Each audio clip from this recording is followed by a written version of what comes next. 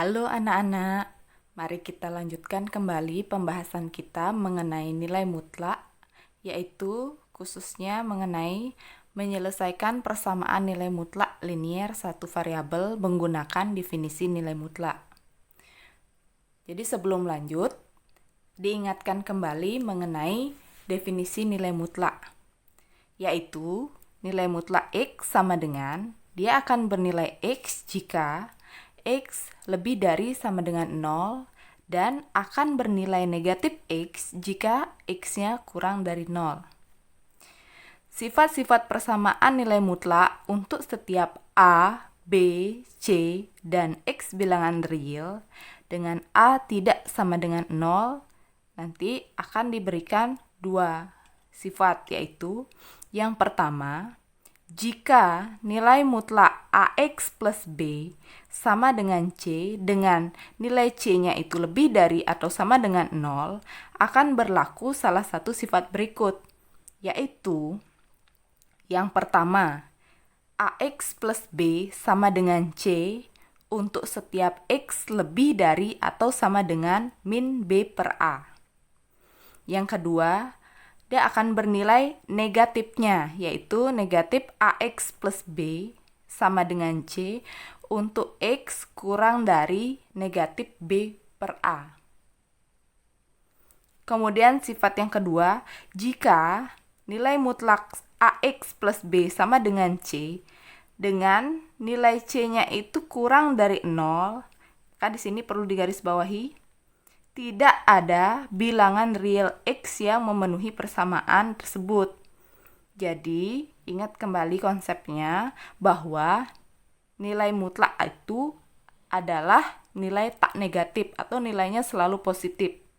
Jadi, kalau nilai C-nya itu kurang dari 0, artinya itu kan merupakan bernilai negatif. Sehingga tidak ada bilangan real yang memenuhi persamaan tersebut. Jadi untuk lebih gampang mengingatnya seperti itu ya. Jadi di sini selanjutnya akan diberikan dua buah contoh soal untuk berlatih agar kalian bisa menggunakan definisi nilai mutlak untuk menemukan penyelesaian dari persamaan tersebut. Oke, mari kita bahas. Untuk soal yang pertama, nilai mutlak 7 min X sama dengan 2. Maka himpunan penyelesaiannya berapa? Itu yang ditanyakan ya. Pertama kali kita harus mendefinisikan bentuk nilai mutlaknya terlebih dahulu.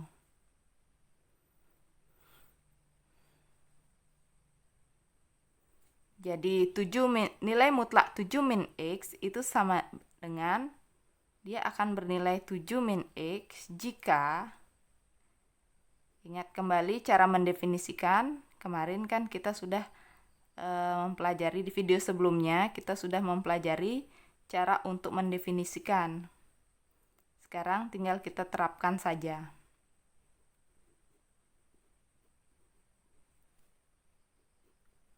Oke, di sini nilai mutlak 7 min X, dia akan bernilai 7 min X jika 7 min X lebih dari sama dengan 0. Yang artinya negatif X lebih dari atau sama dengan negatif 7. 7-nya kita pindah ke ruas kanan. Itu sama dengan, nilainya akan sama dengan X kurang dari atau sama dengan 7. Jadi kalian sudah paham kan kenapa tanda ini berubah? Ingat kembali bahwa pada suatu pertidaksamaan, ketika kita membagi dengan bilangan negatif, maka pertidaksamaan tersebut akan bernilai benar jika dan hanya jika tanda berubah. Jadi diingat itu ya, kapanpun kita membagi dengan negatif pada pertidaksamaan, maka kalian harus membalik tandanya. Kemudian untuk yang kedua, dia akan bernilai negatifnya. Ingat ya, sifat yang ini, dia akan bernilai negatifnya. Bernilai negatifnya ketika 7 min X kurang dari 0. Jadi caranya sama, kita pindahkan 7 ke ruas kanan. Di sini min 7 dibagi min 1 agar kita mendapatkan nilai X. Maka nilainya X lebih dari 7.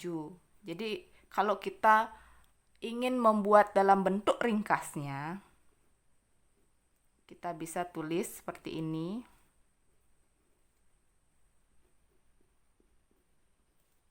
Nilai mutlak 7 min X itu sama dengan akan bernilai 7 min X ketika X-nya kurang dari atau sama dengan 7 dan bernilai min 7 plus X ketika X-nya lebih dari 7.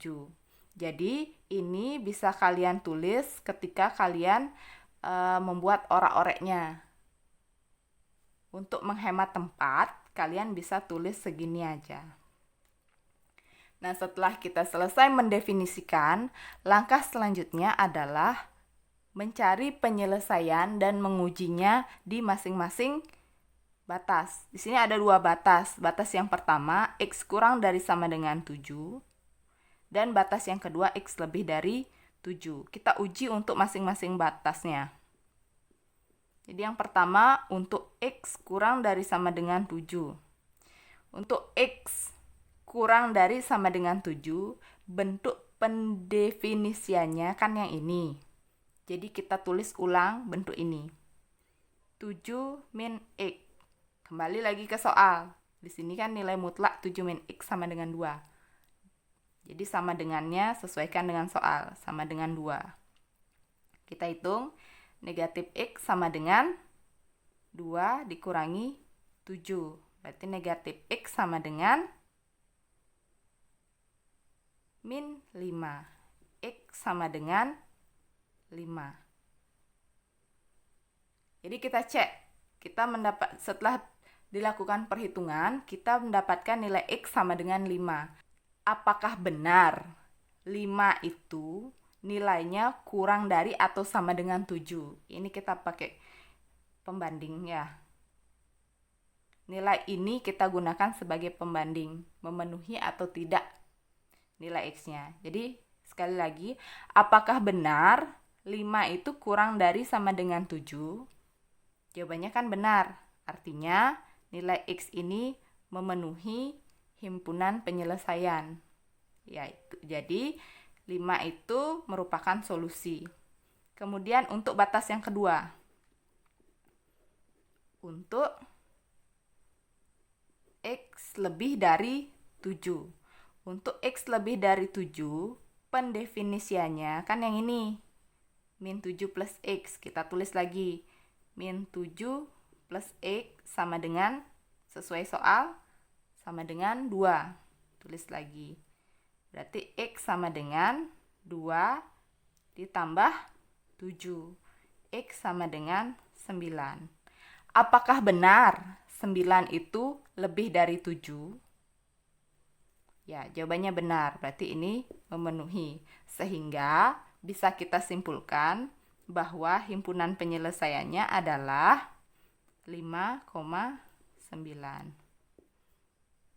Oke, kita lanjutkan untuk bentuk soal yang kedua. Di sini diberikan nilai mutlak X plus 5 sama dengan 4. Yang ditanya HP-nya berapa? HP itu himpunan penyelesaian ya anak-anak. Seperti biasa, kita lakukan pendefinisiannya dulu. Kita cari definisinya. Jadi, nilai mutlak X plus 5, dia akan bernilai X plus 5 ketika X-nya lebih dari sama dengan min 5. Dan dia akan bernilai negatif X min 5 ketika X-nya itu kurang dari min 5. Kita uji untuk batas yang pertama. Untuk X lebih dari sama dengan min 5. Berarti kan ini dia bentuknya. X plus 5 sama dengan, sesuai soal, sama dengan 4. Berarti X sama dengan 4 dikurangi 5. X sama dengan min 1. Apakah benar min 1 itu nilainya lebih dari atau sama dengan min 5? Ya, benar. Berarti jawabannya memenuhi. Kemudian untuk yang kedua, untuk batas yang kedua, untuk X kurang dari min 5. Karena yang ini dia pendefinisiannya, kita tulis kembali. Min X min 5 sama dengan 4, sesuai dengan soal. Berarti min X sama dengan 4 ditambah 5. Min X sama dengan 9. Berarti nilai X sama dengan min 9. Kita cek lagi, apakah benar min 9 itu nilainya kurang dari negatif 5? Ya, jawabannya benar ya. Berarti ini juga memenuhi. Sehingga untuk soal nomor 2, himpunan penyelesaiannya adalah keduanya ini, yaitu min 9 dan min 1. Demikianlah pembahasan singkat mengenai menyelesaikan persamaan nilai mutlak linier satu variabel menggunakan definisi nilai mutlak. Jadi tadi sudah diberikan 2 contoh soal yang khususnya ketika soal tersebut mengandung sebuah nilai mutlak. Nah, bagaimana jika ada soal yang mengandung 2 nilai mutlak atau lebih? Untuk soal jenis seperti itu, kita akan bahas di video pembelajaran selanjutnya. Jadi ikuti terus ya. Sampai jumpa.